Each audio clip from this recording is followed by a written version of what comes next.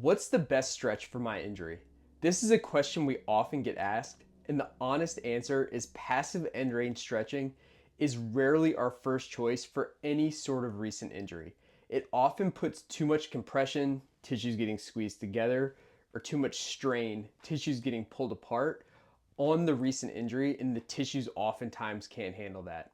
What we want to do instead is figure out what is the volume of stress that your current injury can handle, what's the amount of load or weight that those tissues can handle, what is the actual range of motion that they can handle. Can they handle being put towards those end ranges of either compression or strain, or do they need to be a little bit protected right now in those middle ranges? And what is the speed of movement or stress that they can handle? Do they need to be held in an isometric or static posture, or can they be moved a little bit faster? Now, oftentimes when people come into our clinic, they tell us about all of the passive end range stretching that they've been doing already for their particular injury. And they're coming in because they want our advice on what the best stretch would be. And what we often see is that these people actually have really good flexibility. So, a common example would be hip flexor stretching. So, let's say Stephanie comes into our clinic and Stephanie tells us about all the hip flexor stretches that she's been doing over the past month or so, and that she's still having discomfort to her anterior hip. Well, when we check out Stephanie's passive flexibility in her hip extension and in her hip flexion, she actually has wonderful flexibility of that hip. We can take her to oftentimes fairly extreme ranges of motion with no problem.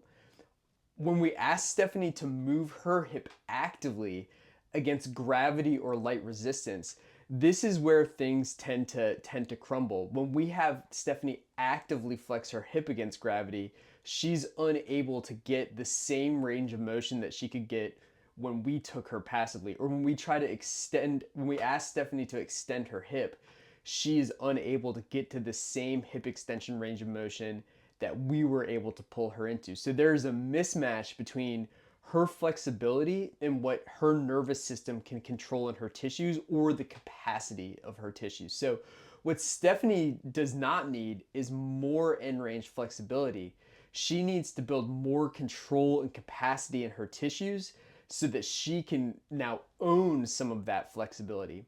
What often happens here is that the nervous system knows that she does not have that control of her capacity, so it sends down a sensation of tightness. It's a self-protecting mechanism. So when the nervous system sends down that sensation of tightness, Stephanie's going to be less likely to move into those positions, and therefore those tissues and her nervous system will be protected. The way to reset this is to start building capacity at those end ranges, which takes a lot of high effort. So we really want to use high effort contractions towards the end ranges of Stephanie's capability so that we can close the gap between her flexibility and what she actually has control of. Now, on the flip side of that, let's think about Carl. Carl comes in because he's got what he believes to be some stiffness in his shoulder. You ask Carl, Carl, when's the last time you could fully move your shoulder overhead? Carl's going to tell you before he went to Vietnam, he felt like he had really good shoulder flexion.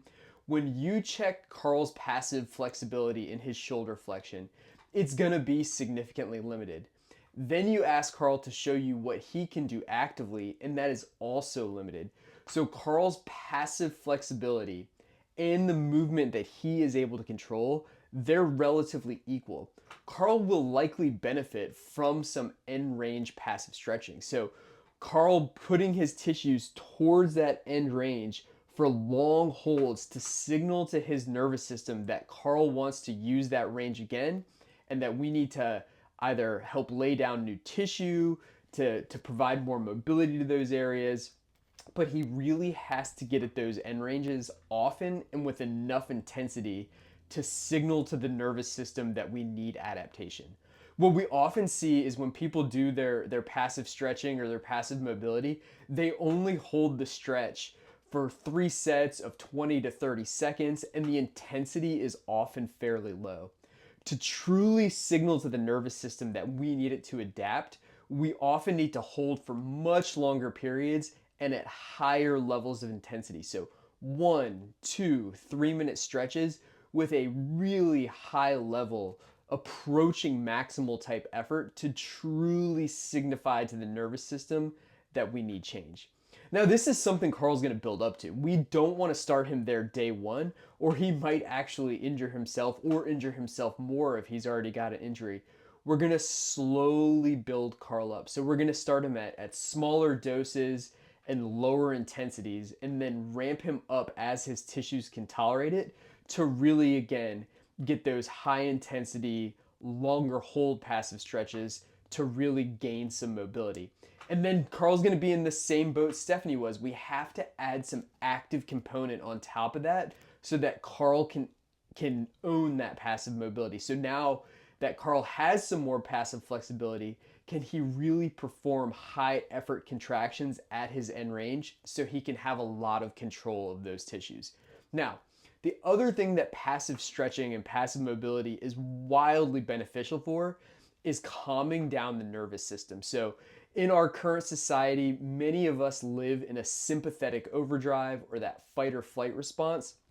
When you do passive stretching with very intentional breathing, it can really calm that nervous system down and get us into that parasympathetic nervous system, that rest or digest, which has a large amount of wonderful benefits for the human nervous system.